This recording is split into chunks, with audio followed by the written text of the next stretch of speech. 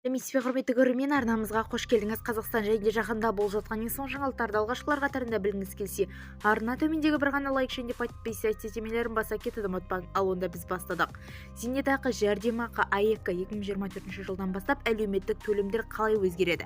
Үкіметте премьер-министр орынбасары, ұлттық экономика министрі Нұрлан Байбазаров 2025 жылдан бастап әлеуметтік төлемдер қаншаға өсетінін айтты. Инфляцияны ескереміз. Нұрлан Байбазаровтың айтуынша, инфляция деңгейін ескере отырып, барлық зейнетақылар және жәрдемақылардың жыл сайынғы индексі, жәрдемақылар мен базалық зейнетақы 7%-ға, ортақ зейнетақы 9%-ға дейін шарасы жүргізіледі. Зейнетақы жәрдемақы 2024 жылғы 2025 жылғы 1 қаңтардан бастап ортақ зейнетақы 8,5%-ға, ал әлеуметтік жәрдемақы мен базалық зейнетақы 6,5%-ға индекстеледі. Мемлекет басшысының тапсырмасы бойынша базалық зейнетақының мөлшерін кезең-кезеңмен өсіру жалғасады, дейді Байбазаров. Бізді тамашалауды жалғастырыңыз, сау саламат болыңыз.